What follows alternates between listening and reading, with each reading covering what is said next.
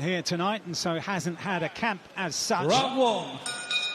But talks about always being in or around the gym, and so that shouldn't be too much of a detriment to him here tonight. His 10th professional contest against a man 11 years his senior in Maico, Sommariva, who's had a topsy-turvy career. Began with 7 straight wins in his native Argentina, but in his last 7 fights he's won only 2 of them. Sommariva only been stopped once in those losses. That was against a guy who was 16-0-1, who's gone on to be 23-0-1. So he is tough, as most Argentinians are, and it will be impressive if Bostan can stop him or get him out of there. And I was listening to Bostan in one of his interviews this week and saying that of the 9 wins that Sommariva has had, 8 of those have come inside the distance, and so he says he will respect that the man clearly has a pop, albeit at what level we can't be quite sure. But what Bostan's been really impressive with so far in his career is dictating the pace. He controls everything, and he's behind that jab, you know, picks his shots really well. Punish there, Bostan, for treading back in a straight line as Sommariva went on the attack for just about the first time in the contest as we head towards the halfway stage of this opener. Just getting a little bit too close there on the Bostan there, but even though nothing happened, just gotta remember just to turn from the waist and not get those feet too close at times. Yeah, a little impatient, Bostan. He's feinting, trying to create the openings and trying to entice Sommariva to punch just like that, but he's got to be patient, because when he's swinging wide like this, he's quite vulnerable. Good body shot. Because he's so tall and long, especially his reach for the weight, he can afford, can't he, for the punch from range, you know, step in behind the shots, rather than sometimes you've got to slide your feet close in, but he can afford the punch and then slide.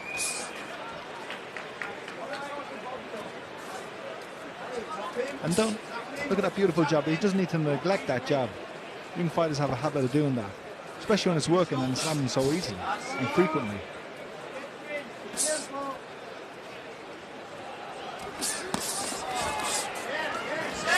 Pulling that straight. Again, Mike, and paid the price.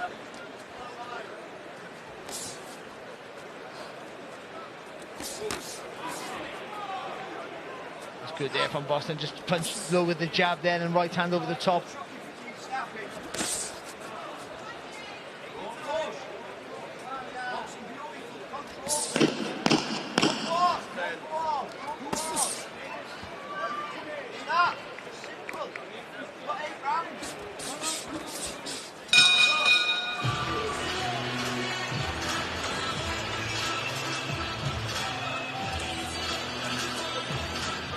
As soon as you hear that tempo clapper, you don't have to work hard.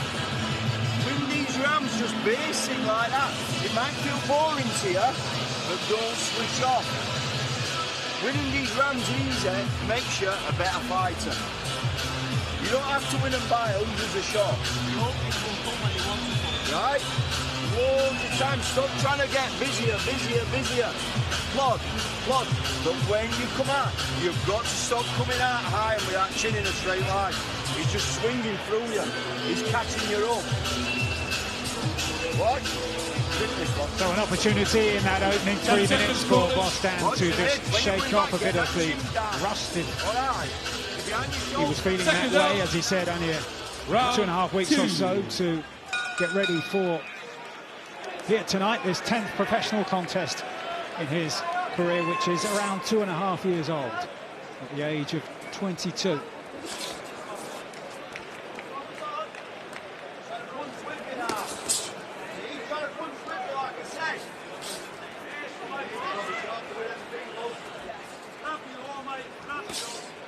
This one's scheduled for 8 rounds, sorry, Barry, and last time out he finished Jack Martin in the 8th and final round of another scheduled 8-rounder. I was just going to say, that's important for Bostan, what he did that feint. Do it all the time. You haven't going to be the same feint. It can be a bit more obvious, sometimes a little more subtle, but everything, just make him think before you throw. And he's reacting to the feints, Sommariva.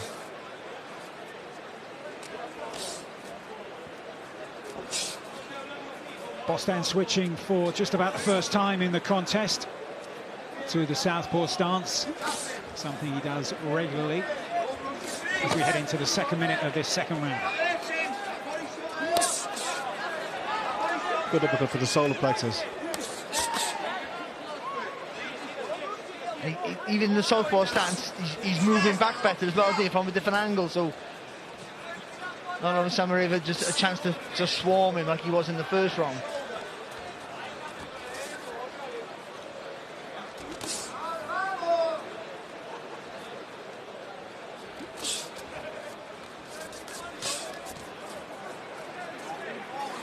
That was an opportunity to counter him there.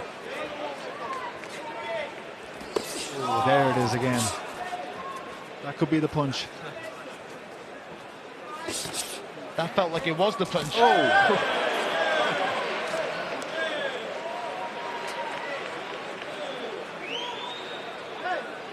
Bostan showing his strength, if nothing else. Do you know what? He'll get told off for that, but that's not a bad thing, is it, actually? Just to show a little bit of dominance.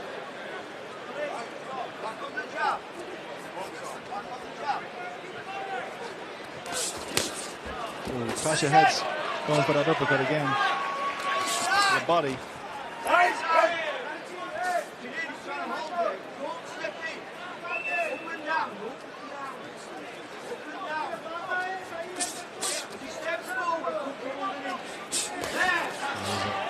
Lovely bit of work there from Bostan there. Little slip back and land that uppercut through the middle. And precisely the shot that trainer Grant Smith was asking for at that moment in the corner. Beautifully executed by Bostan. Well, the left hand is really starting to work to body and to head for Bostan. He's been switching to that southpaw stance. But he's found his range now, hasn't he? So he's not stepping in too close. He's punching from this distance and then allowing Sommariva to come in close then, isn't he? He's allowing him to come forward onto the shots. Just picking them apart here. Just a blemish appearing now beneath the left eye of Sommariva.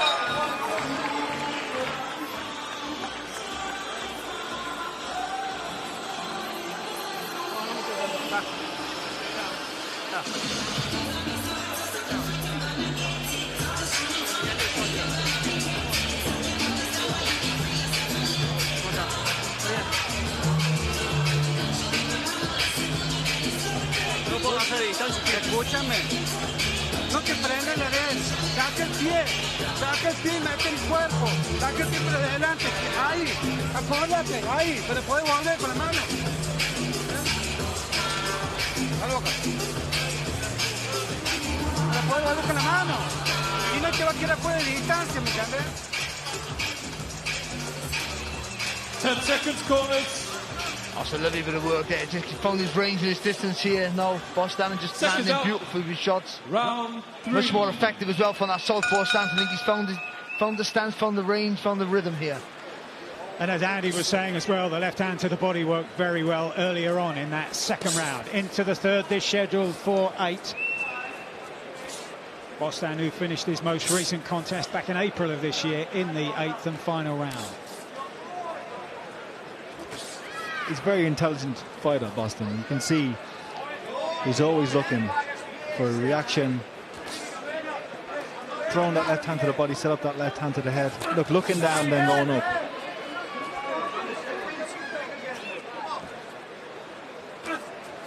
Always 2 steps ahead of Sommariva. Bostan spent time in Las Vegas this summer.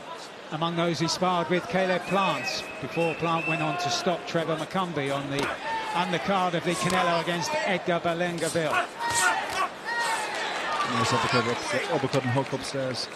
But just the rhythm to his work as well, isn't it? It's really fantastic. You know, he doesn't rush anything, and he's moving around the target as well, just having enough time to throw and move his feet. It's going to be the left hand. It's either going to be an uppercut to the body or a feint and a hook to the head from the left hand.